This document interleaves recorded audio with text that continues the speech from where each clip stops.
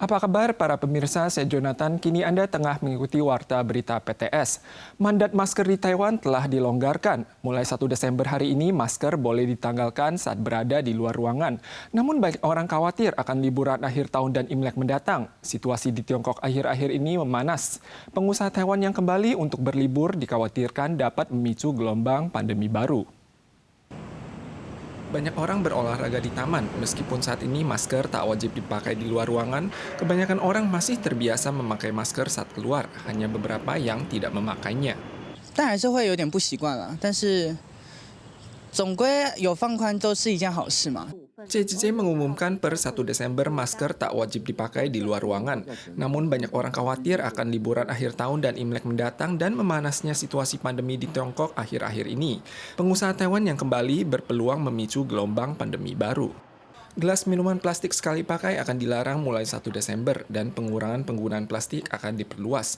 Toko minuman di kota Taipei tidak boleh menyediakan gelas minuman plastik sekali pakai, termasuk gelas PLA yang terbuat dari plastik yang dapat didaur ulang.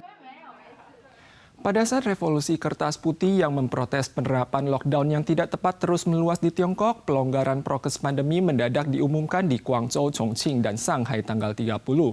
Namun berita wafatnya mantan pemimpin Jiang Zemin di hari yang sama dinilai oleh kantor berita Reuters dapat memicu pengunjuk rasa berkumpul kembali untuk gelombang demonstrasi baru.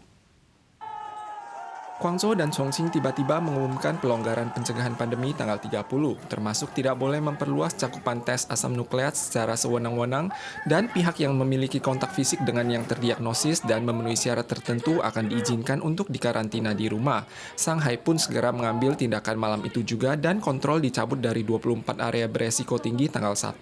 Revolusi kertas putih menyebar ke Shanghai, Beijing, dan tempat lain, seiring protes massal terbesar yang dihadapi Presiden Xi Jinping sejak ia mengambil alih kekuasaan. Otoritas Tiongkok juga mengumumkan bahwa pemimpin generasi ketiga Jiang Zemin meninggal dunia semasa berkuasa di Tiongkok setelah insiden lapangan Tiananmen tahun 1989. Ia mempelopori kebangkitan ekonomi Tiongkok dan mengadopsi kebijakan relatif terbuka terhadap negara barat. Bila berita kematiannya tersebar, hal ini mungkin memicu para pengunjuk rasa revolusi kertas putih untuk mengatur kembali gelombang demonstrasi baru. Menurut data Wadah Pikir Amerika Serikat Freedom House, sedikitnya ada 27 aksi demo di berbagai bagian Tiongkok dari tanggal 26 hingga 28. Sementara data Wadah Pikir Australia memperkirakan ada total 43 aksi protes di 22 kota. Departemen Pertahanan Amerika Serikat merilis laporan terbaru di mana Tiongkok menargetkan pembentukan tentara yang memiliki kemampuan untuk mempersatukan Taiwan pada tahun 2027 dan memperluas inventaris senjata nuklirnya. Tiongkok dinilai memiliki 1.500 hulu ledak nuklir pada tahun 2035. Laporan tersebut juga mencantumkan 4 operasi militer yang mungkin diadopsi Tiongkok terhadap Taiwan. Departemen Pertahanan Amerika merilis laporan tentang tujuan Tiongkok membangun tentara yang mampu mempersatukan Taiwan serta memperluas persediaan senjata nuklirnya.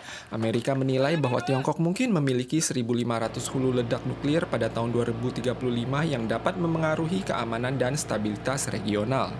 中共在吸取了俄乌战争的经验以后，也加速扩大它的核威慑战力。 Laporan ini juga mencantumkan 4 operasi militer yang mungkin diadopsi, termasuk blokade laut dan udara, serangan rudal melalui udara, operasi artileri terbatas, dan invasi ke Taiwan. Latihan militer Tiongkok mengepung Taiwan bertujuan untuk mempraktekkan blokade laut dan udara, serangan rudal untuk memblokir lalu lintas laut dan udara Taiwan, serta memutuskan jalur ekspor-impor. 我们怎么样去防堵整个这个最重要的第一波的这个飞弹的攻击？这方面来讲的话，我们的爱国者飞弹大概应该还是可以有足够的能力来做一个反击的这个能力了。 Dewasa ini Tiongkok sering mengusik Taiwan yang dipadu dengan serangan internet untuk mengisolasi dan merusak moral rakyat Taiwan. Maka pertahanan nasional tidak boleh hanya sekedar slogan, namun harus berakar ke bawah dan jiwa perlawanan harus dibina dari masa kecil. Para pemirsa sekalian, sekian Warta Berita PTS. Berikutnya, mari kita saksikan kontes kecantikan unta di Qatar. Kita sua lagi di pekan depan. Sampai jumpa.